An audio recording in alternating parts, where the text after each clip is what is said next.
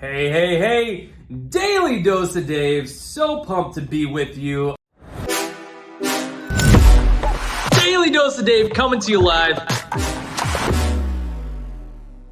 Man, I know that when I was coming up and I was a young entrepreneur, I got into these spaces with other entrepreneurs that were at the exact same point that I was. And some of that was good for a while because it's helpful to be around other people that are having similar shared experiences to you to gain some insight and to not feel like you're the only one, right? I mean, it's always good to not feel like you're crazy or I'm just suck at this or whatever. There's a lot of insecurities that go into being a part of the entrepreneurial journey.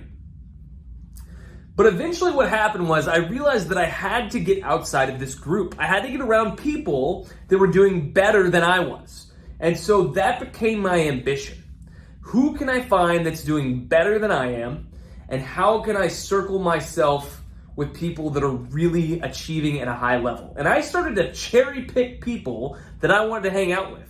So all of a sudden, my clientele got phenomenally bigger and better because I started to engage with bigger and better companies. So I went from talking to a bunch of people that were doing 100,000 to 500,000, sometimes $0 in revenue, to talking with people that were doing 8, 10, 25 million a year in revenue.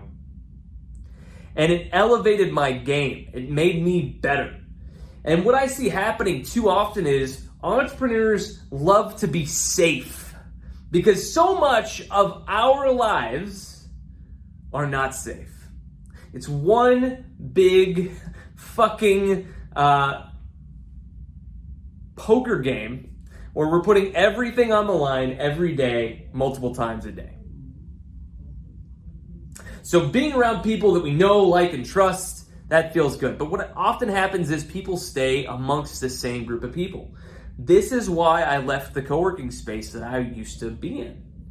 For a while, I traded a website build to have a private desk at a workspace. That was like my first office space outside of the house. Had 2 small kids, had to do it, had to get out.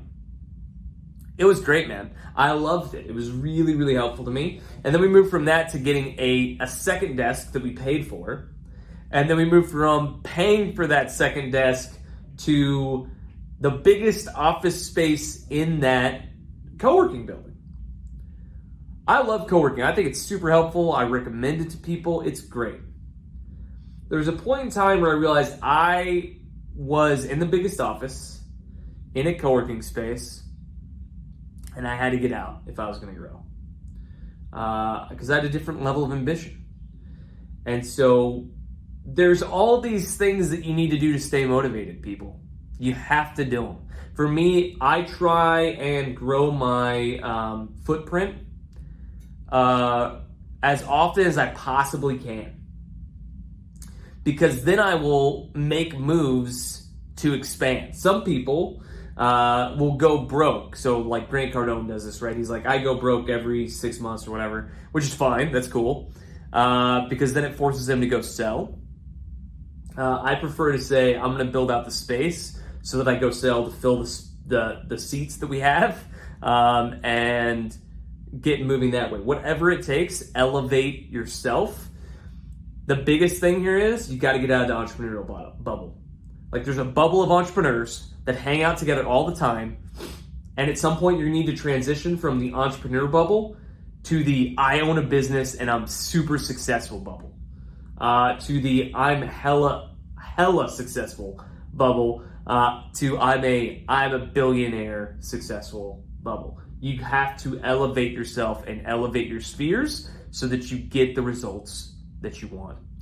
That is your Daily Dose of Dave. Kick some ass today.